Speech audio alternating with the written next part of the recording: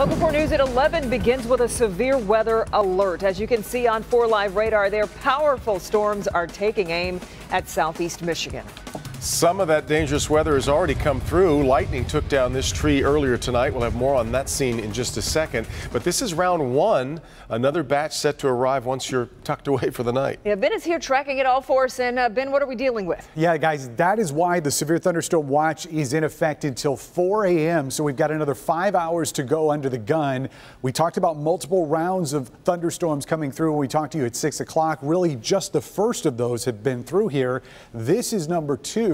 And it's really starting to intensify on the southern end. Right now, we don't have any warnings here on our side of the state, but you look at the bottom edge right there towards Angola, Indiana, that is a tornado warning, radar indicated tornado that's moving to the east. So we're going to be watching that line very carefully. And that dark red shade, that was a flash flood warning. They've picked up over 2 inches of rain, and it is still coming down right there on the Michigan-Indiana border north of South Bend. So we'll be watching the rainfall amounts overnight very carefully.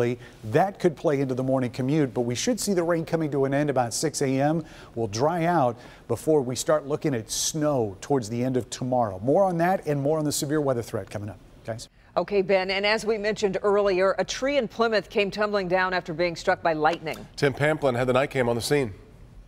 Plymouth Township police have Tavistock Road shut down at Joy Road tonight on Plymouth's east side after a bolt of lightning takes down this rather large tree. One neighbor tells me, "That sounded like a bomb went off." That's Lenny Rodriguez. His house sits next to this tree. He says when the lightning struck it, the tree basically exploded, sending shrapnel throughout this neighborhood. I thought something blew up, and it just blew the phone out of my hand. It's just a flash of light. Then we look outside and we see this. Yeah, it's crazy. So back out here, there you see a portion of this tree, several houses down the street. Just an amazing sight. Mother Nature is going to give us a show this evening as more thunderstorms roll through the area. Some could be severe. That's the scene in Plymouth right now with the night cam. Tim Pamplin, Local 4. All right, Tim. Romulus police hoping a child sex abuse case isn't worse than what its investigation has already turned up. Former Border Patrol agent and Boy Scout leader David Radecki has been charged with 4 counts related to a case involving a 12-year-old boy. Jason Colthorpe is live in Romulus following this case for us this evening. Jason? And exactly that, Kimberly. Police really hoping the phone doesn't start ringing off the hook after people out there see this story, because if these charges are true, police think there could be more victims out there. And what they're asking parents to do tonight is to have a conversation with your child just to make sure. It's an investigation that began in October of last year. Romulus police say a 12-year-old boy reported being touched inappropriately many times by David Radecki of Livonia. The two knew each other through the Boy Scouts in Belleville, where Radecki was a scout leader. After 5 months of investigation, the Wayne County prosecutor charged Radecki with 2 felonies, criminal sexual conduct in the 2nd degree and accosting a child for immoral purposes, and 2 misdemeanors for indecent exposure. Tonight, the Boy Scouts of America tell Local 4 in a statement, the behavior included in these allegations is abhorrent and runs counter to everything for which the Boy Scouts of America stands.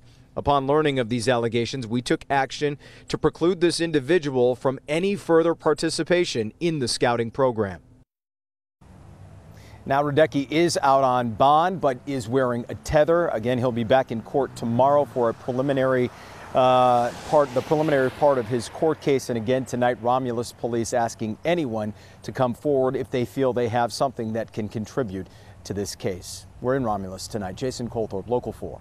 Jason, millions of gallons of raw sewage illegally dumped into Lake St. Clair, potentially for decades, all from a just discovered illegal sewer hookup. Mara McDonald live tonight in East Point. And Mara, this hookup was to an apartment building. It sure was, Devin. This one right behind me. And Public Works has been out here. They dug up this entire lawn, backhoe, the whole 9 to try and fix it. They filled it in, and all that's left is a lot of mud and, quite frankly, a mystery. For easily 20 years, untreated sewage has been pouring into Lake St. Clair from an illegal connection drain inspectors just found hooked up to an East Point apartment building. Public Works crews already sealed off the illegal tap, and all that's left of the work is a muddy lawn, tire treads, and flags. Candace Miller's office estimates this single illegal connection is responsible for 200,000 gallons of untreated sewage being dumped into Lake St. Clair through St. Clair shores every year, putting the grand total at over 6 million gallons of sewage. How do you not know that something's going on like that, especially that much? Miller took over the running of Macomb Public Works at the beginning of the year. It's a state grant that paid for drain inspectors to be out here trying to figure out what the issue was. Those who live here say their water was always included in the rent. They never see a water bill and had no idea the illegal hookup was there. As far as those who live and play right near the water? But I've been fishing over there, a couple times. Would you eat anything out of there? Probably not, now that I know that. There ain't no way. Back here live. So as far as any violations go, well, Miller's office says because this happened so long ago, it's simply too hard to trace. Devin, Kimberly, back to you. Well, Mara, does Candace Miller's office then have a real idea of how when this could have been done? The best educated guess, Devin, is likely 1985, but that's only an educated guess. And all the sewage since then. Amazing. All right, Mara. Wow.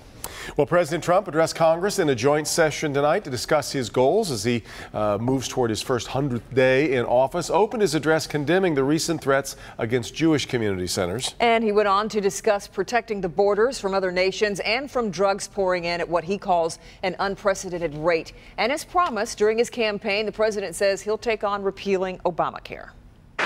With reforms that expand choice, increase access, lower costs, and at the same time provide better health care.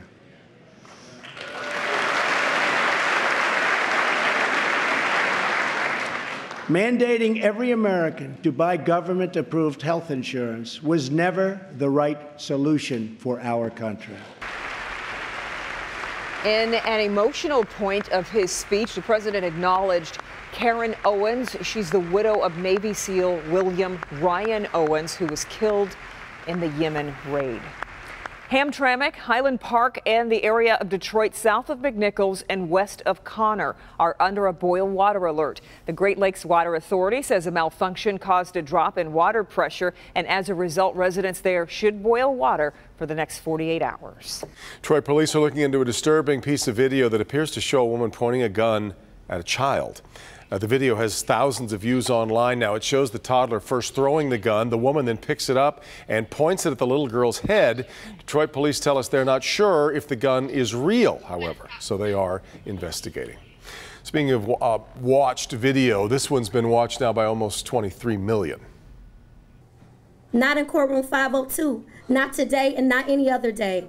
Ma'am, you are being taken into custody for criminal contempt. That is Judge Kiana Lillard. She and I spent some time together tonight talking about what happened that day, why she thinks it happened, and the message she has for anybody else who may step into her courtroom. What would your message be to folks that if they ever... Don't try it. Don't try it unless you want to go to jail.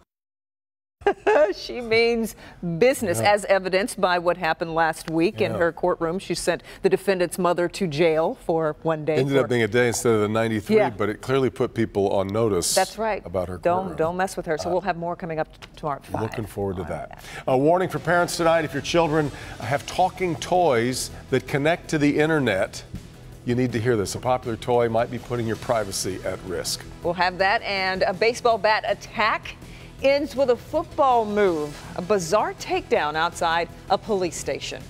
But first, a custom bike for a special young boy stolen by heartless thieves.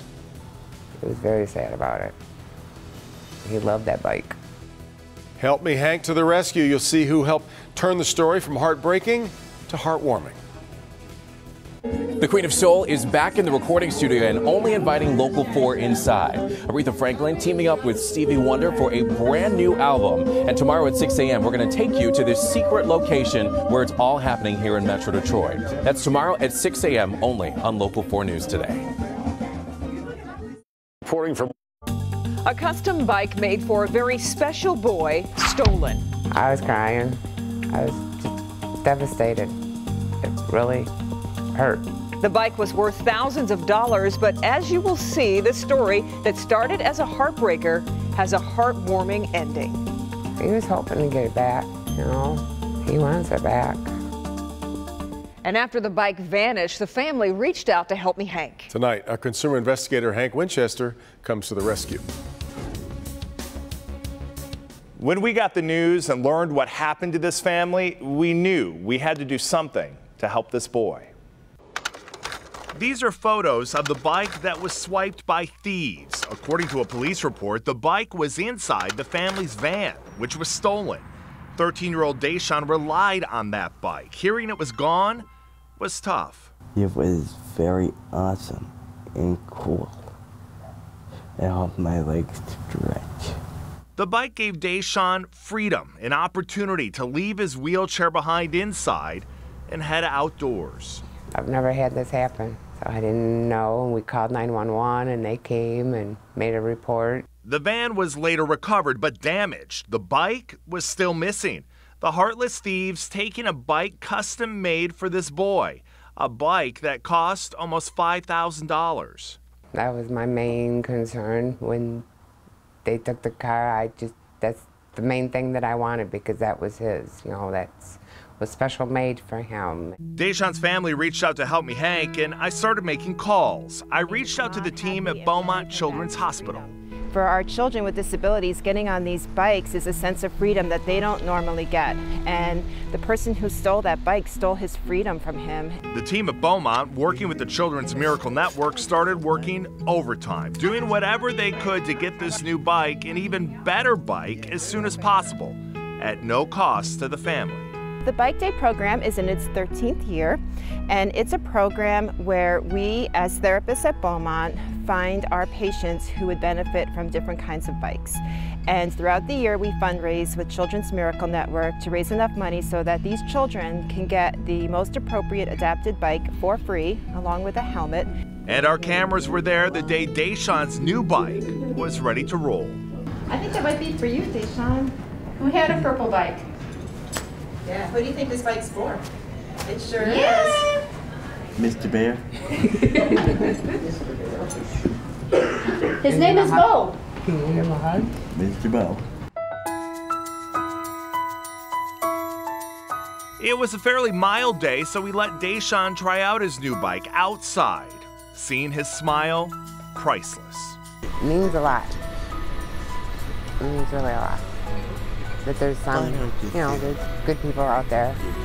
I even got an anonymous donor for a new van. Many caring people came together to help us with this one. The goal, to restore this boy's freedom and also restore his mother's faith in others. There are good people out there willing to help. You just need to ask. Thank you very much. Once again, a big thanks to Beaumont Hospital and the Children's Miracle Network, everyone coming together to help this young man and his family during their time of need. I'm Hank Winchester. Help Me Hank. Back to you. And there really are good people out there. Absolutely. That's Isn't that great? Yeah. Whose bike is it? This guy. This guy. Yeah. Right here. We have more information about the Bike Day program and how you can donate. Just check out the consumer page of clickondetroit.com. Here's a look at what Defender Karen Drew is working on for tomorrow night. We're taking you behind the scenes of canine training with the Oakland County Sheriff's Office. It's a way of crime fighting. Every day is a training day. You get to see up close. They look for recent human odor. The training, the loyalty. We call it group obedience. Behind the scenes with the canine unit. It's a Defender Special Report tomorrow at 11. All right, let's bring Ben back in. I'm trying to remember the last time we were talking about tornado watches and warnings at 11 o'clock at night in February. Yeah, it's been quite a while. Yeah. Just off to our south and west, so we're keeping an eye on that line, but we're also concerned about the amount of rainfall that we're getting with these multiple rounds of storms. Nevertheless, our severe risk for tonight is just marginal. This is part of a bigger outbreak that encompasses a good chunk of the Midwest, especially down here in the Ohio Valley. Right now we're watching 2 lines of thunderstorms, one of which is cutting right through Indiana, the other one that is back here just starting to get its act together across Missouri and western Illinois.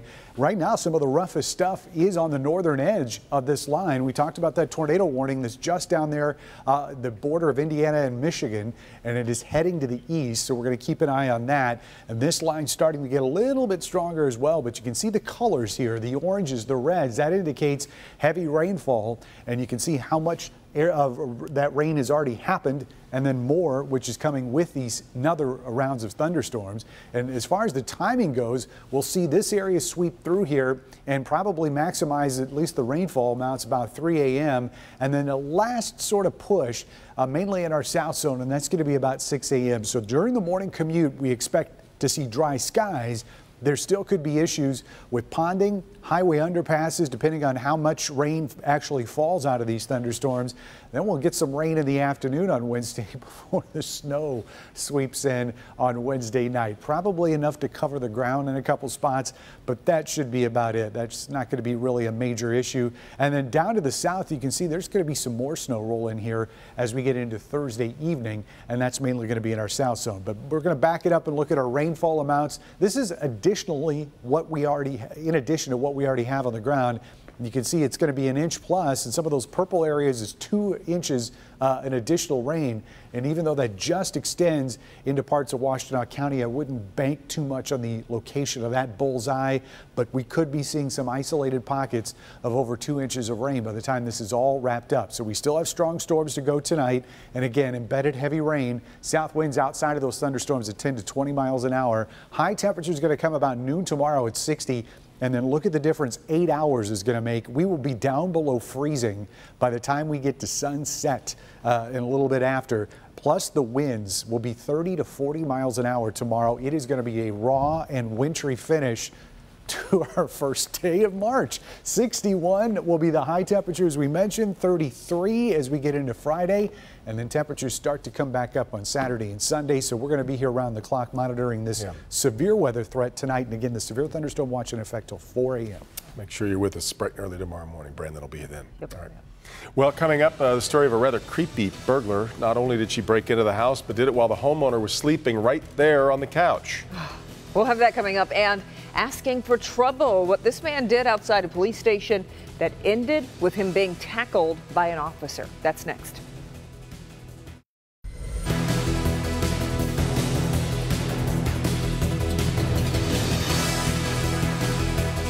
If you were a man swinging a baseball bat outside a police station was looking to pick a fight with officers inside, but the officer who took him down, he didn't see coming. This surveillance video from the police station outside Los Angeles. A 27-year-old was hitting the windows with the baseball bat when an officer ran up from behind and tackled him. The man was charged with assault. Police have not yet revealed what the motive was behind all of it.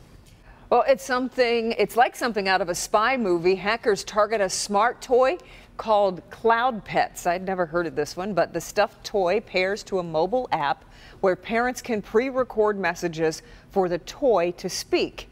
Tech experts say those messages, pictures, emails, and passwords from the app were leaked in a data breach. The California toy maker Spiral Toys hasn't commented on the hack. Tech experts say toy owners should change their passwords for that app. An Ann Arbor man will be released tomorrow morning after being detained last month by immigration agents. Yusuf Ajin, a father of 4 from Kuwait, facing deportation after living in the U.S. for 18 years. Today, a federal judge granted a waiver allowing him to stay.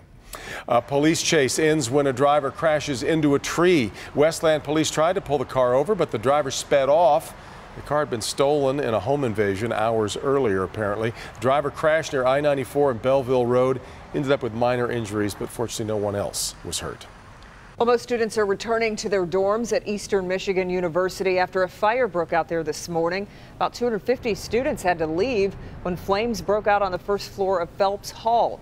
One student was treated for smoke inhalation. The cause is still unknown.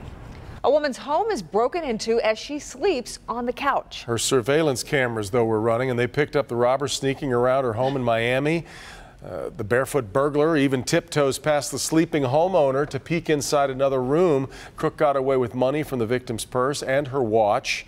She left and then saw the victim's Audi in the driveway, so came back in and stole the keys to that as well.